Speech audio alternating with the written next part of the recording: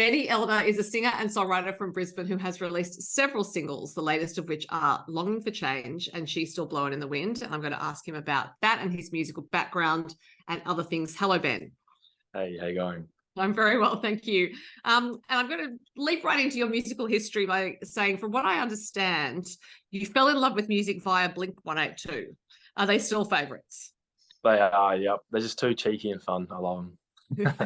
So was that, it sounded like you were like, were you 10 around that age, or 12 when you were given that album? Yeah, I was given the Black Eyed Peas album. I think it was Monkey Business, and I think it was the Blink self-titled album, and I put them on repeat for the next few years. Right. And did you branch out from those once you got the bug for music? Did you think, I'm going to explore some other stuff? Yeah, I really delved into country in my early 20s. I think country was really it became a favorite. My teenage angst years was definitely punk, and then I think I gravitated towards country as I got a little bit older. So when you were listening to punk, what sort of bands were you into? My Chemical Romance, yeah, Blink, Sum 41, Green Day, Good Charlotte. They're my favorites. Yeah. And what led you down the country path? It's just so raw. It's just so, I don't know. It just Bob Dylan first just grabbed me with his lyricism and like his unique voice and style, and yeah, I think it just grabbed me, the stories. Mm-hmm. So which artists were you listening to when you started listening to country? I think it was Bob Dylan. I suppose that's, you classify as a little bit folky as well, but I guess in my mind it's like country folk. Chris Stapleton, Luke Combs, Morgan Wallen, those sorts of guys. Yeah, it's I have interviewed more than one artist in the past who went from punk to country, and Really? and I find it, I don't think it's a surprising trajectory, because I think the songwriting you need to have in punk is, you've got to be so disciplined about how you structure your songs. If that's where you start writing songs, or even if you're listening to it, it would really teach you a lot about song structure. So to then take that and go into country music makes sense, where you've got to fit a lot of story into not a lot of time. Oh, interesting. I've never heard that one before, but kind of makes sense. Yeah, well, it's my own personal theory, Ben. So it may I'll not go be. with it. So, did you learn to play guitar first, or did you learn to sing first? Well, I guess depends how you learn to like how to sing. I did choir all through school, I suppose, but it wasn't strict lessons. I picked up the guitar when I was about 23, I think. I just decided that I love listening to music so much. I used to just sit at home and listen to hours of music just sitting on my couch. So I thought maybe I should start writing, maybe I should start playing. So I picked up the guitar, and then a couple of years later, I decided I want to start trying to sing and progress from there. So it sounds like the writing and the guitar did go hand in hand. You actually felt like you wanted to express something, and therefore you needed the tool to do it.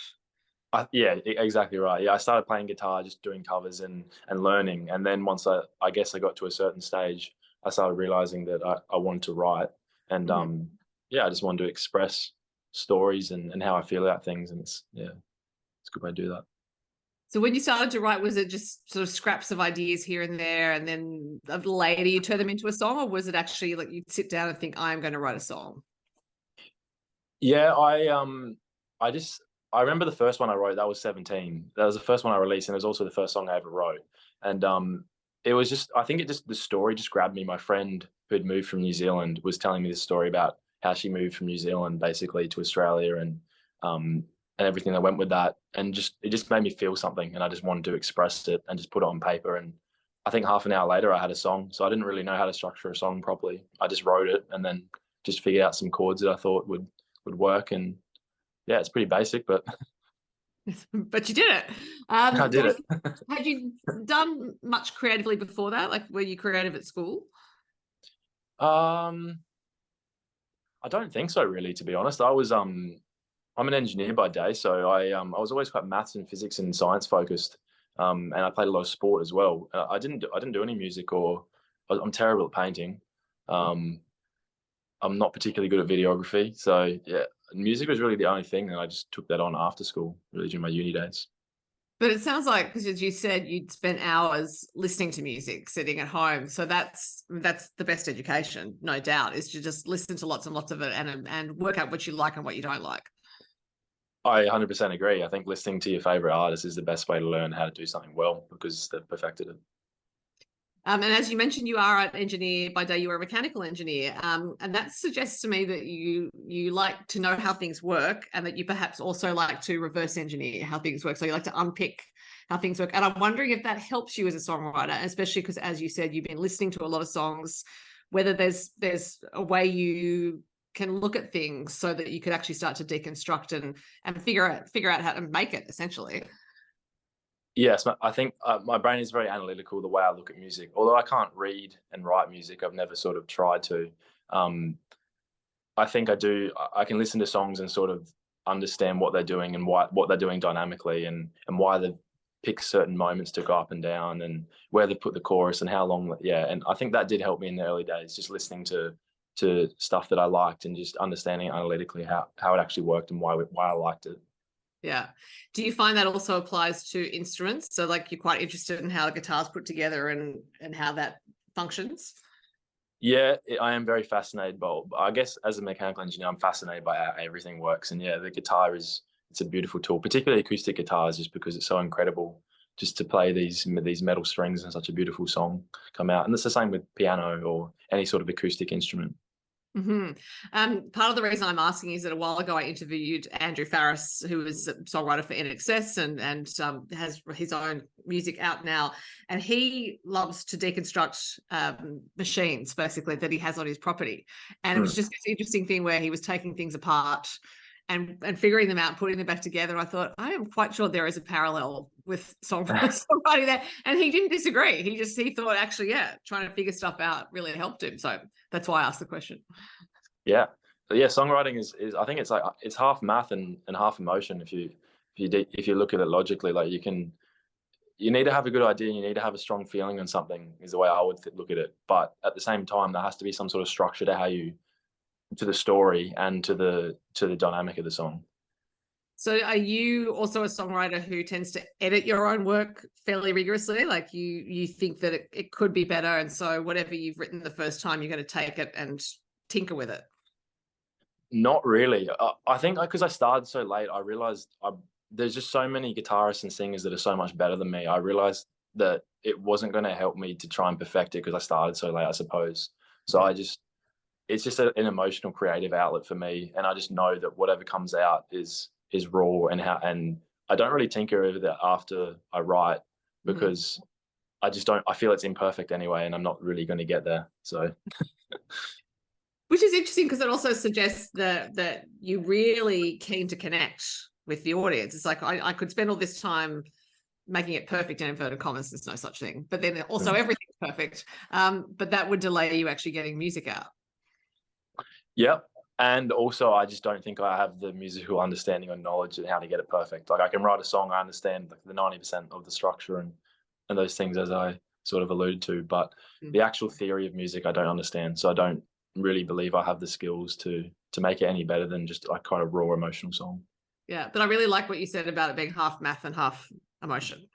Yeah. That is an excellent formula. Songs. So I don't think it matters if you know music theory or not. That's a great formula. True. Now, I mean, one verse plus another chorus, maybe another couple, but yeah, it's basic math, isn't it? Yeah, it's true. Now, I've found listening to your songs, your musical style is not one thing or another, but it does sound like you. Like there is a sound that's you that carries through them. So you've crafted something that is you. Was that something that you made intuitively, like, or it just developed as you went along, or did you actually have a sound in mind for yourself when you began to record and release music? Good question. I think when I started, I didn't have a sound in mind. So what came out was just quite raw in songs like 17. And then I think as I progressed a little bit with understanding songwriting, I did try and steer it in directions, for example, like punk songs because I like punk. And then I think now I'm sort of going back to enjoying just keeping it raw and whatever comes out, comes out. And I think for me, that's my strongest songs. I like that where I don't try and steer the direction too much. I just let it flow. So yeah, I've gone through different phases, I think. And when you write songs, do you tend to just stash them away? Like maybe I'll record them, or are you focused on the fact that the studio time coming up and you need to get something out? Yeah, I mean, I save everything and I constantly review it. I think I keep a list of like my top, say, 5 songs that I want to record, and I listen to them over and over. I'll send them to my parents. I'll send them to people to review, and I keep in the back of my mind like my top few. So I've always got a list of the next one to record. Mm. Yeah, that's how I do it. So it sounds like you have like what would be called a beta reader group, or like a group of listeners, as you said, your parents and some other people. Are they hard markers, or are they fairly nice to you? Parents hard markers, the rest a little bit more gentle. Oh, would have thought that'd be the opposite. Yeah. How dare your parents be hard? They're meant to appreciate everything you do. Yeah. I think they do, but they also just like, it could be better. It could be better. Come on. Are they musically inclined themselves? Not particularly, no. My mum did play piano as a kid, but she doesn't anymore. And yeah. I think when I say better, it's less so the music and more so the lyrics. They're like, what are you trying to say, Ben? What does this mean to you? What are you trying to convey? Okay. And do you find that feedback is easy to take, or does it get annoying? It gets annoying, but I think it is helpful to give me direction, because they do have a point at times. Like it's important to understand like what you're trying to convey and who you're trying to convey it to, I suppose, your audience, and structure in a way that, you know, it can help people or make a difference. Mm-hmm. Yeah, that's interesting that you say that it can help people or make a difference. So it sounds like for you as an artist, there is an intention, as I said, not only to connect to the audience, as I mentioned earlier, but thinking about how your work might actually have an impact on their lives in a positive way. Yeah, and I think I am mindful of that. So, and I've gone through phases again where I've just put things on paper and I've just released it, and I think I've gotten to a point again now where I do have a message that I want to convey, a general sort of theme and a brand now, and trying to be like a positive influence and a help rather than just blurting stuff out without any thought. I think I do put more thought into now. I guess Longing for Change, which was the single you released a few weeks ago, is along those lines, because it is about being patient when you want change to happen. In part, there are a few things going on in it. When did you write that song, and what inspired it?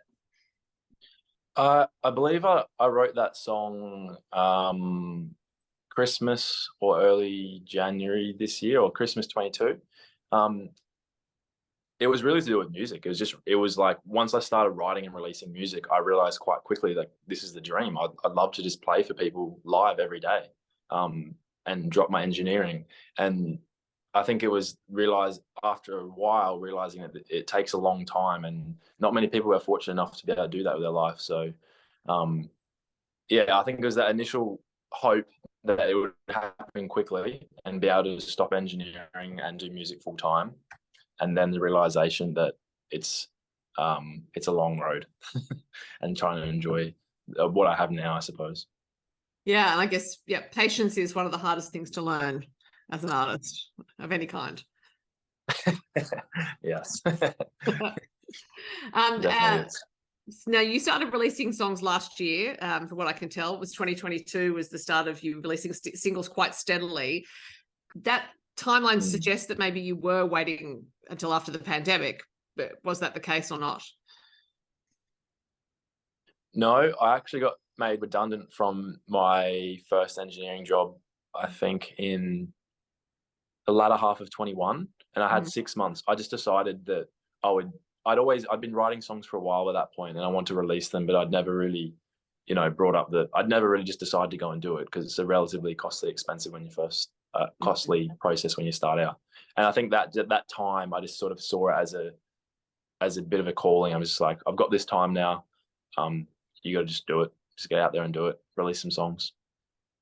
It takes a fair bit of guts, so I always think, just because putting any art out into the world when you're not sure if there's an audience there is a bit nerve-wracking. When you started releasing music, did you feel that, or did you just think, great, I'm getting it out, I've been dreaming of this for a while? Yeah, I think I'm pretty naive. I wasn't actually very nervous. I think I'm probably more nervous now about releasing stuff. When I first started, I don't think I really thought about what my friends would think or what my family would think when I released stuff. I was just like, I want to do this, and that's it. Ball Are seam you red. are you nervous now because you know that there is an audience there for you? I think I just realized now songs can be quite revealing, and you don't necessarily have the conversations that you do in a song with people. Mhm. And well, I don't personally with a lot of the time. So it can be revealing, I suppose, because more so just what your friends and family think. I think not the rest of the world, but just friends and family. Yeah. The given, as I said, your parents are meant to be the people who are the most supportive, and they're the hard markers. It seems like that's a hurdle you've overcome already. You know how they're going to react. Not always. It depends on the song, I suppose. All right. Did they have a favorite of your songs? They love the wholesome stuff, so that I think they Longing for Change is Longing for Change is their favorite. That would be out at the moment. Yeah. Okay. Yeah. Well, that suggests that there are some that you've either recorded or are going to record that they like. So that's interesting. Now, the most recent song you've released is She's Still Blowing in the Wind. What is the story behind that one? Yeah, that's it's an interesting one. It's the first time I've kind of done two different things with the music and the lyrics. It's actually quite a sad song. The lyrics, it's basically the four loves that I've had in my life, and each verse is basically just a little story of being in love. And the chorus is, I guess, the general theme of the song is feeling alone and not like you're not going to find the one. But the way I wrote the guitar riffs, it's quite up tempo and happy. Um, so there's a little bit of a dynamic there, which is interesting. And I enjoy pursuing that sort of thing where it's different. But yeah, that's the story. So in the sense that the music suggests a different message than the lyrics might. Particularly when I added the electric guitar riff at the start, like it's a very just happy, boppy, like kind of almost like a punk riff. It's a little bit country punk just because of the tempo and the riff. Mm-hmm. So yeah, merging a couple of genres there, I suppose. And it's got that light-hearted guitar riffs, but with a sort of a sadder lyric. Mm-hmm. So given that you are still writing songs, no doubt you're planning to release songs because you have been releasing at a really steady pace. Are you someone who records quite a lot ahead and then you're going to release, or do you just record whenever you can find the time? Yeah, I record a long way ahead, probably to my detriment sometimes, because by the time you sometimes release a song, you've got like a new one that I've potentially written that I want to record and release. Right. But it is a reflection of where I'm at the time. So I think at the start it frustrated me, but now I realize it's a reflection of where I was, and your taste changes over time, and that's okay as an artist. You don't have to be in the same headspace for your whole career. Mm-hmm. So I probably record 4 or 5 songs ahead at a time. Yeah. Okay.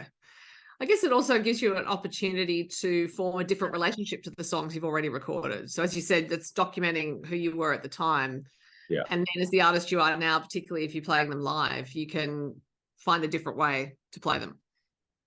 Yep, that's definitely very true. Or just avoid it in the case of some. Yeah, right. I like my new stuff better than my old stuff. I think it's also like my first couple of ones that were a bit like sappy. I don't always want to play them because I don't want to feel that again. Yeah, right. Well, that's reasonable. I think, and they're your songs. You can do whatever you want with them. Yeah. Unless someone asks for them from the audience, of course. Yeah, then you have to play them. And speaking of playing live, do you gig around Brisbane quite a bit or further afield? I haven't done any gigs outside of Brisbane, and I try and maintain a steady gigging schedule. I probably gig once every month or two. It's not that consistent because I mainly just do original gigs now. I don't do cover gigs. So yeah, probably every month or two on average, I'd say. Right. And so if people want to find you for a gig, they can look at your social media. Yeah, social media is always the best part. Yeah, I haven't figured out how to get to go on Spotify. I've seen some artists it goes there automatically, but yeah, I'm not sure how. I haven't figured it out. I'm afraid I can't offer you any of it because I've never attempted it, but there must be some way. There's got to be something. Anyway, if I find out, I will let you know. But in the meantime, people can find your recorded music on Spotify because it's definitely there. And they can also find it on Apple Music and other platforms. And no doubt from what you've indicated, there will be some new music pretty soon or in the not too distant future. And in the meantime, for me, Benny Elder, it was great to talk to you. Thanks. And you too, Sophie.